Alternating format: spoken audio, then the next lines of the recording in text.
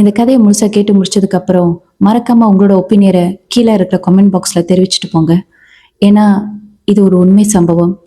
நீங்க சொல்ற இந்த பதில்ல தான் அந்த பொண்ணோட வாழ்க்கையே அடங்கியிருக்குன்னு கூட சொல்லலாம். நீங்க கண்டிப்பா சில வீடுகள்ல பார்த்திருப்பீங்க. ஒரு அப்பா அம்மாவுக்கு 4மே ஆம்பளை பையனா பிறந்து 5வதா பொம்பளை பிள்ளை பிறந்துச்சுன்னா அந்த பொம்பளை பிள்ளைய ரொம்ப செல்லமா அந்த அப்பா அம்மா பாத்துக்குவாங்க. அதே மாதிரி 4மே பொம்பளை பிள்ளையா பிறந்து கடைசியா ஒரு ஆம்பளை பையன் பிறந்தானா அந்த ஆம்பளை பிள்ளைக்கு அதிகமா செல்லம் பாசம் கொடுக்கறது வழக்கமா எல்லா குடும்பத்திலயும் நடக்கிற ஒரு விஷயம்தான். ஆனா இவங்க வாழ்க்கையில அப்படியே ரிவர்ஸுங்க. இவங்களுக்கு கொஞ்சம் கூட அப்பா அம்மாவோட பாசம் கிடைச்சதே இல்லையாங்க. இவங்களை பெத்ததுக்கான காரணமே வீட்டு வேலை செய்யறதுக்காக தானா. ஏன்னா அந்த அளவுக்கு வலி வேதனைய அவங்க பிறந்த வீட்டுல அனுபவிச்சிருக்காங்க. அவங்களுக்கு தெரிஞ்ச வரைக்கும் விவரம் தெரிஞ்ச நாள்ல இருந்து 20 வயசு வரைக்குமே நிறைய கொடுமைகள் அவங்க பிறந்த வீட்டுல அனுபவிச்சிருக்காங்க. அவங்க வீட்டுக்கு 5வது கடைசி பொம்பளை பிள்ளை, அவங்களுக்கு மேல 4 ஆம்பளை பையனுங்க. வீட்டு வேலை எல்லாமே அவங்க தான் செய்யணும். காலையில 5 மணி எந்திரிச்சதுல இருந்து ராத்திரி 11 மணி வரைக்கும் அவ்வளோ வேலை செய்வாங்களாம். 10வதுக்கு அதுல ஏதாச்சும் ஒரு கொரோனா உடனே அடி உததானா. அவங்க அண்ணனுங்களும் அப்படிதான் அவங்கள ட்ரீட் பண்ணிருக்காங்க. ஒருவேளை அவங்கள சொந்தக்காரங்க வீட்டுக்கு கூட்டிட்டு போனா கூட அங்கேயும் எல்லா வேலையும் இவங்க தான் செய்யணும். அவங்கள ஒரு மனுஷியா கூட யாருமே மதிச்சது இல்லையாங்க. அவங்களுக்கும் உணர்வு இருக்கு, அவங்களுக்கும் வலிக்கும்னு கூட அவங்க ஒரு நாளும் நினைச்சது கிடையாதான். அந்த அளவுக்கு ஒரு கொத்த அடிமையா அவங்கள வச்சிருந்தாங்க. இதுல இன்னொரு கொடுமையான விஷயம் என்னன்னா, அவங்களோட எதிர்கால ஆசையே ஒரு லெக்சரரா ஆகணும்னு. அதுக்காக அவங்க வீட்டுல என்ன கொடுமை அனுபவிச்சிருந்தாலும் அந்த டைம்ல கூட அவங்க கஷ்டப்பட்டு படிச்சிருக்காங்க. செகண்டரி ஸ்கூல்ல நல்ல மார்க்கும் எடுத்திருக்காங்க. ஆனா அவங்க அப்பா அம்மா, இதுக்கப்புறம் உனக்கு எதுக்கு மேற்படிப்பு, உங்க அண்ணனுங்களுக்காக படிக்க வைக்கிறதுக்கு அங்கங்க கடனை வாங்கியிருக்கேன், அந்த கடனை வேற நான் கட்டணும், 10வதுக்கு உன்னை எப்படியும் ஒருத்த கையில புடிச்சு கொடுக்க தான் போறேன், அதுக்கு வேற நான் செலவு பண்ணும், பேசாம நீ வேலைக்கு போ, வேலைக்கு போயிட்டு காசு கொடு, உன் கல்யாணத்துக்கு நான் காசு எடுத்து வைக்கணும், உங்க அண்ணனுங்களோட கடனையே நான் அடைக்கணும்னு சொல்லிட்டு இவங்களோட கனவை புதைச்சிட்டு அவங்கள வேலைக்கு அனுப்பிட்டாங்க. என்னடா வாழ்க்கை, பிரம்மா மட்டும் என் தலையெழுத்தை இப்படி எழுதிட்டானேன்னு நினைச்சு அவங்க வாழ்க்கைய விரக்தியில வாழ்ந்துகிட்டு இருக்கிறப்பதான் அந்த கம்பெனில ஒருத்தரோட அவங்களுக்கு ஒரு நட்பு ஏற்பட்டது. அந்த நட்பு மெதுவா காதலாவும் மாறுனுச்சு. ஏன்னா அவரு இவங்களுக்கு கொடுக்குற மரியாதை, அந்த அன்பு, கரசனை, அக்கறை, இது எல்லாமே காதலா மாத்திருச்சு. நான் பிள்ளையா பிறந்த நாள்ல என்னை யாருமே மதிச்சதில்ல, எனக்கு ஒரு சின்னதா மதிப்பு மரியாதை கூட கொடுத்தது கிடையாது. ஆனா அவர்கிட்ட தான் முதல்ல உணர்ந்தேன், என்னை மனுஷா மதிச்சதே அவர் தான். அவரு ரொம்ப நல்ல மனுஷனா அவங்க என்கிட்ட சொன்னாங்க. அப்பவே தெரிஞ்சது அவங்க வாழ்க்கையில எந்த அளவுக்கு நொந்து போயிருக்காங்க அவங்க பிறந்த வீட்டுல வாழ்ந்துட்டு இருக்கிறப்ப. இப்படி போயிட்டு இருக்கிறப்ப ஒரு நாள் அவர் அவங்க கிட்ட சொன்னாரு, நான் உங்க வீட்டுல முறைப்படி பொண்ணு கேட்க போறேன்னு. முதல்ல அவங்க தயங்கினாங்க. அதுக்கப்புறம் சரி இவர் பொண்ணு கேட்டு ஒரு வேளை கல்யாணம் பண்ணி கொடுத்துட்டாங்கன்னா நம்ம இந்த நரகத்துல இருந்து தப்பிச்சிடலாமே நினைச்சிட்டு அவங்களும் சரின்னு சொல்லியிருக்காங்க. ஆனா அவங்களுக்கு அந்த மாதிரி நடக்கலைங்க. அவரு பொண்ணு கேட்க வந்தாரு. ஆனா வீட்டுல உள்ளவங்க அவரை அவமானப்படுத்தி கேட்க கூடாத கேள்வியெல்லாம் கேட்டு அவரை வீட்டு விட்டு வெளியாக்கிட்டாங்க. அவங்களுக்கு ரொம்ப மனசு கஷ்டமாயிருச்சு. என்னடா இவ்வளவு மரியாதையா ஒருத்தர் வீடு தேடி குடும்பத்தோட பொண்ணு கேட்கிறாரு, இவங்க ஏன் இப்படி நடந்துகிட்டாங்கன்னு அவங்க கொஞ்சம் மாசத்துக்கு ரொம்ப கவலையா இருந்தாங்க. அந்த இன்சிடென்ட்க்கு அப்புறம் அவங்கள வேலையை விட்டு நிப்பாட்டிட்டாங்க. அதோட அவரை அவங்களால பார்க்க முடியல. அவசரமா அவங்க சொந்தத்துல ஒரு மாப்பிள்ளைய பார்த்து அவங்களுக்கு கல்யாணமும் பண்ணி வச்சுட்டாங்க. சரி, ஆசைப்பட்ட வாழ்க்கை தான் கிடைக்கல, கிடைச்ச வாழ்க்கையிலயாவது நிம்மதியா சந்தோஷமா இருக்கலாம்னு பார்த்தா அங்க இதை விட கொடுமையா. டெய்லி குடிச்சு போட்டு அடிப்பாராம், சந்தைங்க பிடிப்பாராம்.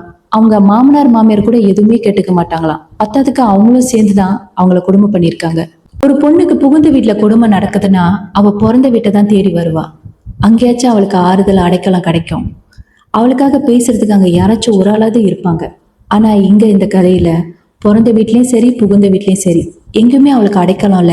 அவளுக்காக ஆறுதலா பேசுறதுக்கு ஒரு மனுஷனும் கிடையாது. அவ என்ன ஆனாலும் எக்கெடு கெட்டாலும் யாரும் கண்டுக்க போறதும் இல்லை. இப்படி இருக்கிற சிச்சுவேஷன்ல அந்த பொண்ணு யாருக்கிட்ட தான் சொல்லி அழுவ முடியும்? அவளுக்காக ஒரு ஃப்ரெண்டு கூட கிடையாது.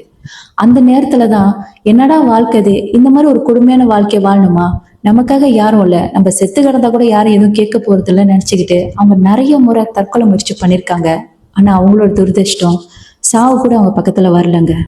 இப்படியே போயிட்டு இருக்கிறப்ப ஒரு நாள் அவங்க ஒரு விஷயத்த கண்டுபிடிக்கிறாங்க, அவங்க பிரெக்னண்டா இருக்காங்கன்னு. சரி, இப்ப நமக்குன்னு ஒரு உயிர் வந்திருக்கு, இந்த உயிர் தான் நமக்காக இருக்க போது, நம்ம இந்த குழந்தைக்காக வாழ ஆரம்பிக்கலாம். ஒருவேளை குழந்தை பிறந்ததுக்கு அப்புறமாச்சும் அவங்க திருந்தலாம் இல்லையான்னு நினைச்சிட்டு இருந்தாங்க. ஆனா அந்த மாதிரி எதுவுமே நடக்கலங்க. குழந்தை பிறந்த கூட அவங்க திருந்தல. ஆனா இவங்க எல்லாத்தையும் தாங்கிக்கிட்டு அந்த குழந்தைக்காக வாழ ஆரம்பிச்சாங்க. நாட்கள் செல்லுது. அப்படியே அந்த குழந்தையும் வளருது. அந்த குழந்தையும் அவங்க அப்பா பண்ற கொடுமையெல்லாம் பாக்குது. சில நேரத்துல அந்த குழந்தை பயப்படும். ஆனா அந்த குழந்தைய அவர் அடிக்க மாட்டாரு, ஏச மாட்டாரு. அந்த குழந்தைய அவர் நல்லதான் பாத்துக்கிட்டாரு. வெளியே கூட்டிட்டு போயிட்டு ஜாமான் வாங்கி கொடுக்கறது, அந்த குழந்தைக்கு தேவையான எல்லா விஷயமும் செய்யறது. பத்தாவதுக்கு அந்த குழந்தையோட மனசுல அவர் என்ன விதைச்சிட்டாருன்னா, உங்க அம்மா சரியில்லை, அவ தப்பானவ, அதனாலதான் அப்பா அடிக்கிறேன்ட்டு.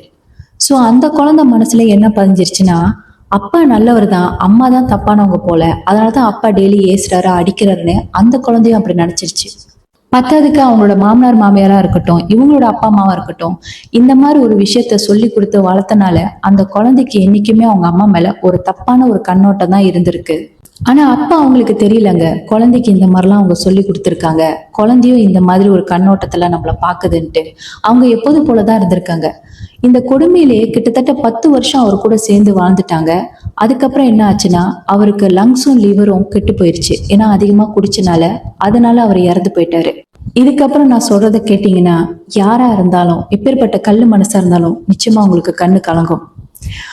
அவங்க ஹஸ்பண்ட் இறந்ததுக்கு அப்புறம் அவங்க மாமனார் மாமியார் என்ன தெரியுமா பண்ணாங்க, அவங்கள வீட்டை விட்டே வெளியாக்கிட்டாங்க. அந்த குழந்தைய பிரிச்சு வச்சுக்கிட்டாங்க. இது என் மகனோட குழந்தை, என்னால உங்ககிட்ட கொடுக்க முடியாதுன்னு. பத்தாவதுக்கு அந்த குழந்தையும் நான் தாத்தா பாட்டி கூட தான் இருப்பேன், உன் கூட வரமாட்டேன்னு சொல்லிருச்சு. அவங்களுக்கு வேலை இல்லை, கையில காசு இல்லை, பிறந்த வீடும் இல்லை, புகுந்த வீடும் இல்லை, யாருமே ஆதரவு இல்லாம நடு தெருவில் அந்த பொண்ணு நின்னுச்சுங்க. வேலையும் இல்லை, கையில காசும் இல்லை, பிறந்த வீடும் இல்லை, புகுந்த வீடும் இல்லை, எங்கேயுமே அவங்களுக்கு அடைக்கலம் இல்லாம நடு தெருவுல என்ன பண்றதுன்னு தெரியாம தவிச்சுக்கிட்டு நின்றுகிட்டு இருந்தாங்க. எந்த ஒரு பொண்ணுக்குமே இந்த மாதிரி ஒரு நிலைமை வரக்கூடாதுங்க. அவங்கள வீட்டுல இருந்து வெட்டினதுக்கு அப்புறம் கையில ஒரு பேக் எடுத்துக்கிட்டு எங்க போறதுன்னு தெரியாம சுத்தி முத்தி பாத்துக்கிட்டு நேரா நடந்து போய் ஒரு பஸ் ஸ்டாப்ல போய் உட்காண்டாங்க. அங்க உட்காந்து கிட்டத்தட்ட ஒரு 4 மணி நேரம் அழுந்திருப்பாங்க. ஒரு பக்கம் பசி, இன்னொரு பக்கம் கையில காசு இல்ல, எங்க போறதுன்னு தெரியல, என்னடா வாழ்க்கை, பேசாம செத்துடலாமான்னு அந்த மனநிலையில உட்காந்துட்டு இருக்கிறப்பதான் ஒரு லேடி அந்த டைம் பார்த்து கிராஸ் பண்ணிருக்காங்க. அவங்க ஒரு பஞ்சாப் லேடி. இவங்கள பார்த்தோன்னே ஏதோ பிரச்சனையில இருக்காங்க, கையில வேற பேக் இருக்கு, பாக்குறதுக்கு வயசு பிள்ளையாவும் இருக்கு, என்ன இங்க உட்காந்து அழுந்துகிட்டு இருக்குன்னு அவங்களுக்கு ஏதோ மனசுல தோணி இருக்கு போல. அந்த நேரம் இறங்கி வந்து, என்னம்மா என்னாச்சு, ஏங்க உட்காந்து அழுந்துகிட்டு இருக்க, வீட்டு விட்டு ஓடி வந்துட்டியா, ஏதாவது பிரச்சனையா சொல்லி கேக்குறப்பதான் அவங்களுக்கு நடந்த எல்லா விஷயத்தையுமே அந்த லேடி கிட்ட வேற வழி இல்லாம சொல்லியிருக்காங்க. அவங்க கதையெல்லாம் கேட்டதுக்கு அப்புறம் அவங்களுக்கு மனசு ரொம்ப வருத்தமா இருந்திருக்கு. அதுக்கப்புறம் அந்த லேடி அவங்க வீட்டுக்கு கூட்டிட்டு போயிருக்காங்க. எவன் எக்கேடு கேட்டேன் எனக்கு என்ன, நம்ம உண்டு வேலை உண்டுன்னு இருப்போம், நமக்கு எதுக்கு பிரச்சனைன்னு போய்கிட்டு இருக்கிற இந்த சுயநலமான காலகட்டத்துல இப்படி ஒரு லேடிய பாக்குறது ரொம்ப அரிதுன்னு சொல்லியிருந்தாங்க. ஏன்னா முன்ன பின்ன தெரியாத எந்த ஒரு பொண்ணுமே வீட்டுக்குள்ள டக்குன்னு சேர்த்துக்க மாட்டாங்க. ஆனா அவங்களுக்கு கல்யாணம் ஆகி ஒரு குழந்தையும் இருக்கு, ஹஸ்பண்ட் கூட இருக்காங்க, தனி குடித்தனமா இருக்காங்க. அப்படி இருந்தும் கூட அவங்கள வீட்டுக்கு கூட்டிட்டு வந்திருக்காங்க. சொந்த பந்தம் என்ன சொல்லும், குடும்பத்துல உள்ளவங்க என்ன சொல்லுவாங்க, அக்கம் பக்கத்துல உள்ளவங்க என்ன சொல்லுவாங்க, அதெல்லாம் எதுவுமே அவங்க கண்டுக்கலங்க. அவங்களுக்கு தெரிஞ்சதெல்லாம் ஒரு பொண்ணு கஷ்டத்துல இருக்கு, நானும் ஒரு பொண்ணு தான், எனக்கு ஒரு தங்கச்சி இருந்தா இந்த மாதிரி நான் விட்டுட்டு போவேனா, அந்த மாதிரி ஒரு எண்ணம். பரவாயில்லங்க, இந்த காலத்துலயும் இப்படி ஒரு மனுஷாளுங்க இருக்காங்களே நினைச்சு ரொம்ப சந்தோஷமா இருக்கு. இவங்க அந்த வீட்டுல 6 மாசம் இருந்திருக்காங்க. ஆனா அந்த 6 மாசத்துல இவங்க அவங்கள அவ்வளவு நல்லா கவனிச்சிருக்காங்களாம். பெத்தவங்க வீட்டுல கிடைக்காத அந்த அன்பு பாசம், புகுந்தவங்க வீட்டுல கிடைக்காத அந்த அன்பு பாசம் அக்கறை எல்லாமே இவங்க வீட்டுலதான் கிடைச்சிச்சுன்னு அவங்க சொன்னாங்க. கூட பிறந்த தங்கச்சி மாதிரி பாத்துக்கிட்டாங்களாம். இவங்களுக்கு நல்ல சாப்பாடு, உடுத்துறதுக்கு நல்ல ஒரு உடை, பத்தாவதுக்கு வேலையும் வாங்கி கொடுத்துருக்காங்க. இவ்வளவு விஷயம் யாரு செய்வா அந்த காலத்துல சொல்லுங்க. ஆனா இவங்க எந்த எதிர்பார்ப்பும் இல்லாம செஞ்சிருக்காங்க. இவங்களுக்கு என்ன கைமாறதான் செய்யுதுன்னு தெரியாம கூட சில நேரத்துல யோசிச்சிருக்காங்களாம். அதுக்கப்புறம் அவங்க சொந்த பந்தத்துல அக்கம் பக்கத்துல எல்லாம் கொஞ்சம் கொஞ்சமா அரசல ஒரசலா பேச ஆரம்பிச்சாங்க. இவங்க ஹஸ்பண்டுக்கு இவங்களுக்கு ஏதாவது தொடர்பு இருக்குமா, எதுக்கு அவங்க ஒய்ஃப் வந்து கொண்டு வந்து இவங்கள வீட்டுல வச்சிருக்காங்க, அதுவும் முன்ன பின்ன தெரியாதவங்கன்னு. சோ இந்த விஷயம் வந்து பெருசா வரதுக்குள்ளாலே அவங்க என்ன பண்ணிட்டாங்க, தனியா ஒரு வீடை பார்த்து டிபாசிட் கட்டி இவங்க கிட்டயும் வந்து சொல்லிட்டாங்க. இல்லைங்க, இவ்வளவு நாள் நீங்க எனக்கு உதவி பண்ணதே பெரிய விஷயம், இப்ப எங்கிட்ட வேலை இருக்கு, கையில காசு இருக்கு, என்ன என்னாலே பாத்துக்க முடியும், என்னால சொந்த கால நிக்க முடியும், நீங்க செஞ்ச உதவி என்னைக்குமே மறக்க மாட்டேன், நான் எங்கேயும் போல பக்கத்துலதான் நான் வீடு எடுத்திருக்கேன், அப்பப்ப உங்களை வந்து நான் பாக்குறேன், உங்களுக்கும் என்ன பார்க்கணும் தோணுச்சுன்னா வந்து பாருங்க, ஏன்னா எனக்கு இந்த இடத்துல சொந்தம்னு சொல்லிக்க யாரும் இல்ல உங்களை விட்டான்னு. ஒரு வகையில யோசிச்சு பாக்குறப்ப அவங்க எடுத்த முடிவு சரிதான். ஏன்னா அவங்க சொந்தமும் இல்ல, கூட பிறந்த பொறப்பும் இல்ல, பத்தாவதுக்கு ஊரு வாயும் மூட முடியாது. என்னதான் ஒரு வீட்டுல வந்து தப்பே பண்ணாம வாழ்ந்தா கூட அப்பயும் இந்த ஊர் உலகம் தப்பாதான் பேசும். சோ இதெல்லாம் மனசுல வச்சுதான் அவங்களும் தனியா வீடு பார்த்து போயிட்டாங்க. அதுக்கப்புறம் அவங்க வாழ்க்கை கொஞ்சம் கொஞ்சமா பெட்டராவ கிளம்பிச்சு. அப்புறம் அவங்களோட மகளோட ஞாபகமும் வந்துட்டு வந்துட்டு போணுச்சு. சரி போயிட்டு மகளை பார்க்கலாமா, ரொம்ப மாசம் ஆச்சுன்னு சொல்லிட்டு வீட்டு பக்கம் போயிருக்காங்க. கதவு சாத்திருக்காங்க. ஸ்கூலுக்கு போயிட்டு பல மணி நேரம் நின்றுருக்காங்க. அங்கேயும் மகளை பார்க்க முடியல.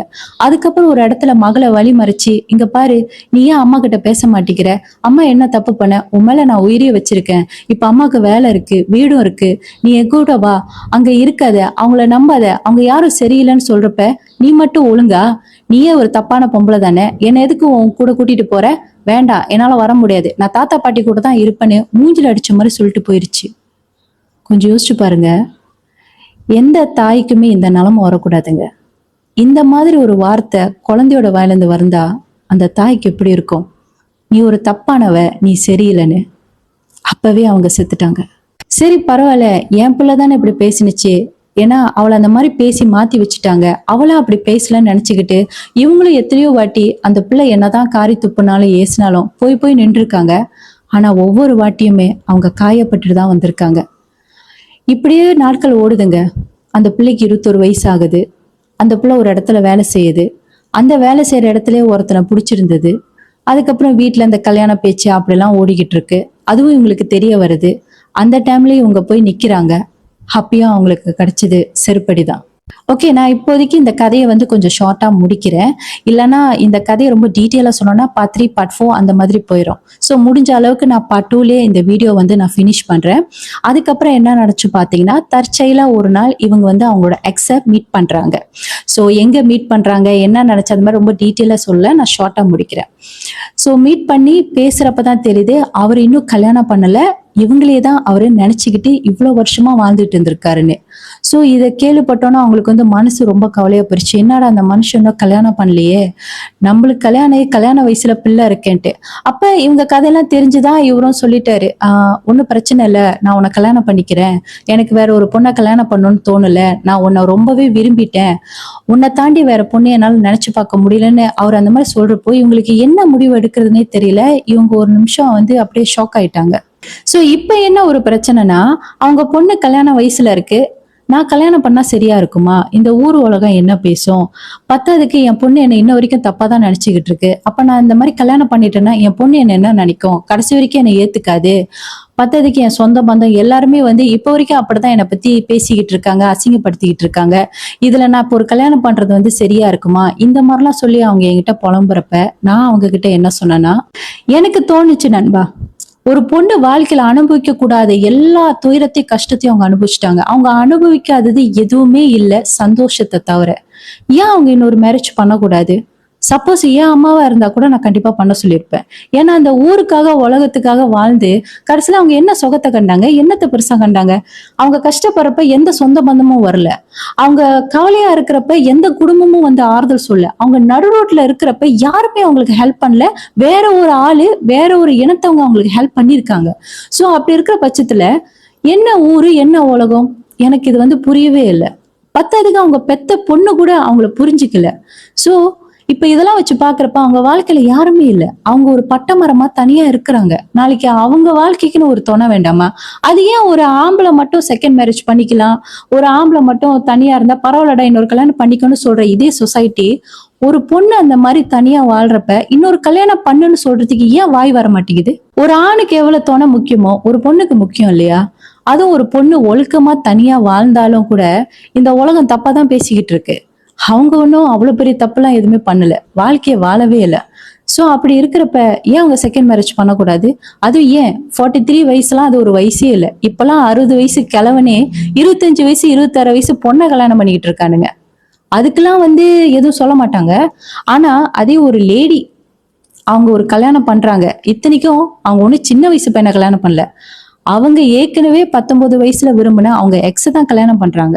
இவங்களோட அவருக்கு வேற 2 வயசு கூட, அவரு இத்தனை வருஷமா கல்யாணம் பண்ணாம காத்துட்டு இருக்காரு. இந்த மாதிரி ஒரு காதல்லாம் கிடைக்குமா? இப்பெல்லாம் இன்னைக்கு ஹாய் சொல்லி நாளைக்கு ரூம் போடுற நிலைமைக்கு போய்கிட்டு இருக்கு ஒரு சில காதல். ஆனா இவர் எதுவுமே இல்லாம அந்த பொண்ணை மனசுல நினைச்சுக்கிட்டு இத்தனை வருஷம் வாழ்ந்திருக்காருன்னா இந்த மாதிரி ஒரு பையன் கிடைப்பானா? இல்ல இந்த காலத்துல இந்த மாதிரி ஒரு காதல் பாக்குறது எவ்வளவு அரிது, நீங்க யோசிச்சு பாருங்க நண்பா. கடைசியா அவங்க கிட்ட நான் ஒண்ணுதான் சொன்னேன், எல்லாருக்குமே செகண்ட் ஆப்ஷன் கிடைக்காது, ஆனா உங்களுக்கு உங்க வாழ்க்கையில கிடைச்சிருக்கு, இதுதான் உங்களுக்கு கடவுள் கொடுத்த இத்தனை வருஷப்பட்ட கஷ்டத்துக்கு உண்டான கிஃப்ட் நான் நினைக்கிறேன். தயவு செஞ்சு இந்த கிஃப்டை வேண்டான்னு சொல்லாதீங்க. எல்லாருக்குமே உண்மையான காதல் கிடைச்சிடாது இல்லையா? கிடைச்ச காதலை ஏன் வேண்டான்னு சொல்லணும்? எல்லாமே மனசு தான் காரணம். மனுஷனை பார்த்து நாளைக்கு மனசை தொலைச்சிடாதீங்க நான் சொன்னேன். நான் சொன்னதுல தப்பில்லை தானே நண்பா? இந்த கதையை நான் எதுக்கு இப்போ சோஷியல் மீடியாவில் எடுத்துட்டு வந்தேன்னா, எத்தனையோ பேர் வாழ்க்கை இப்படிதாங்க இருக்குது. எவ்வளோ பேர் சந்தோஷத்தை தொலைச்சிட்டு வாழ்க்கையை வாழ்ந்துகிட்டு இருக்காங்க. ஏன் எத்தனையோ பேர் கிடைச்ச வாழ்க்கையை மிஸ் பண்ணிட்டு வாழ்ந்துகிட்டு இருக்காங்க. இது எல்லாத்துக்கும் மத்தியில இன்னும் சில பேர் கொடுமைக்கு மத்தியிலையும் வாழ்ந்துகிட்டு இருக்காங்க. ஒண்ணு மட்டும் சொல்றேன், வாழுங்க, உங்களுக்காக வாழுங்க, உங்க சந்தோஷத்துக்காக வாழுங்க.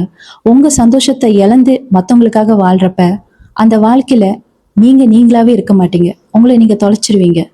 எவ்வளவு நாளைக்கு தான் இன்னும் மத்தவங்கன்னு பார்த்துக்கிட்டு இருக்கிறது? இருக்கலாம், நம்மளை சுத்தி 1000 பேர் இருக்கலாம். ஆனா செத்ததுக்கு அப்புறம் தூக்குறதுக்கு 4 பேர் மட்டும்தானங்க வேணும். 1000 பேரா வேணும்? அந்த 4 பேர் உண்மையானவங்க இருந்தாலே போதுங்க. அது யாரா வேணாலும் இருக்கட்டும். அந்த 4 பேரை சம்பாரிச்சு வச்சிருந்தீங்கன்னா அப்புறம் ஏங்க கவலைப்படணும்? உங்களை பத்தி தப்பா பேசுறவங்க, தப்பா நினைக்கிறவங்க, இவங்களெல்லாம் தூக்கி தூரம் போடுங்க. யாரு உங்களை பத்தி நல்லா பேசுறாங்களோ, நீங்க நல்லா இருக்கணும்னு நினைக்கிறாங்களோ அவங்கள பக்கத்துல வச்சுக்கோங்க. நான் லாஸ்டா ஒண்ணு மட்டும் சொல்லிக்கிறேங்க. இந்த பதிவை பார்த்துட்டு இருக்கிற காதல் பண்ணிக்கிட்டு இருக்கிறவங்களா இருக்கட்டும், இல்ல காதல் பண்ணி பிரிஞ்சவங்களா இருக்கட்டும், இல்ல செகண்ட் மேரேஜ் பண்ணலாமா வேண்டாமான்னு யோசிச்சுட்டு இருக்கிறவங்களா இருக்கட்டும், உங்க எல்லாருக்குமே நான் சேர்த்து சொல்றேன், உங்களுக்கு உண்மையான ஒரு காதல் ஒரு வாட்டி கிடைச்சிச்சுன்னா அதை எக்காரணத்தை கொண்டு மிஸ் பண்ணிடாதீங்க. வாழ்க்கையில ஒரு வாட்டி ஒரு விஷயம் இழந்தது தாங்க, திரும்ப கிடைக்காது. அப்படி ஒருவேளை உங்க வாழ்க்கையில திரும்ப கிடைக்குதுன்னா உங்களை விட கொடுத்து வச்சவங்க இந்த உலகத்துல யாரும் இருக்க முடியாது. யோசிச்சு பாருங்க நண்பா. ஜெய் ஸ்ரீராம், ஜெய் ஹனுமான்.